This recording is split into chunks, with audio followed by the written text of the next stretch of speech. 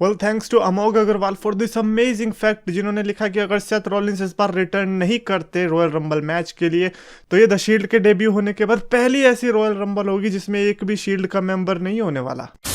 तो ये एसएमआ champions of the world में 3DX चेतन एंड आशीष प्रजापति लिखते भाई इस बार NXT से किसका चांस है रॉयल रंबल में। So obviously I am not saying कि NXT का कोई सुपरस्टार जीतने भी वाला, because I don't think so कि WWE का ऐसा कोई प्लान भी कि NXT के किसी सुपरस्टार को जिता देंगे, विच इज फाइन। बट रही बात कौन अपना डेब्यू या रिटर्न कर सकता है, this time I am definitely going for velveteen dream. देखो लास्ट ईयर भी मैं गया था लेकिन लास्ट ईयर भी वेलवेटीन ड्रीम नहीं आए, बट इस बार तो पक्का इस बार नहीं आए तो समझ लेना वेलवेटीन ड्रीम का काम खत्म हो चुका है WWE के अंदर। और दूसरा जो मैं चाहता हूँ आए वो है NXT चैंपियन फिन बैलर। यार फिन बैलर रॉयल रंबल में बहुत अच्छी परफॉर्मेंसेस देते हैं, जो कि हमने पहली रॉयल रंबल्स में भी देखा है।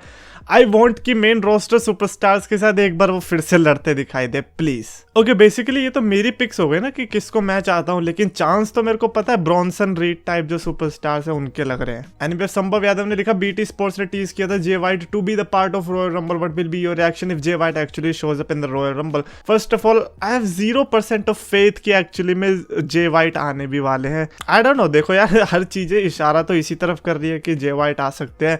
All of a sudden NJPW की वेबसाइट से भी जे वाइट हट चुके हैं, जिस तरह से वहां से उन्होंने क्विट किया डायरेक्शंस तो यही हो रही है कि जे वाइट रंबल में आ सकते। बट क्या सही में आई मीन अगर जे वाइट ने एक्चुअली में और भी सुपरस्टार्स को देखा होगा तो उन्हें पता होगा कि WWE से ज्यादा अच्छा पुश दूसरी कंपनी में मिलता है, जैसे कि रूसेव हो गए, टायर डिलिंजर हो गए। तो आई थिंक अगर उनका वो देखेंगे तो शायद वो भी WWE में ना आना चाहे, but I actually don't think so कि जे वाइट आने वाले। मोती सफुई लिखते हैं कि I know he will not return but still the best in the world CM Punk, and I'm telling you this was not the only comment, क्योंकि बहुत सारे CM Punk के कमेंट्स आने शुरू हो चुके हैं। रंबल आने में 3-4 दिन बाकी हैं, तो ऐसे में हम एक्सपेक्ट करते हैं कि CM Punk के भी कमेंट्स आएंगे। और इस पॉइंट पर अगर CM Punk मेरे सामने आके खुद बोलेंगे कि मैं आ रहा हूँ, मैं नहीं मानूंगा। मैं कहूंगा कि जाओ जाओ किसी और को बेवकूफ बनाना। यार जब से चैनल बनाया तब से CM Punk के इतने रिटर्न करवा ली, कभी आए ही नहीं, और आए भी तो किसमें, एक टॉक शो में। वो सबसे मेरे को बुरी बात लगी थी कि यार अगर तुम्हें आना ही था तो एक टॉक शो में क्यों। बट ये मैं आपकी बात से एग्री करूंगा that he will definitely not return at Royal Rumble. Mir Malik लिखते हैं कि I have got some bad news and it is about Jeff Hardy.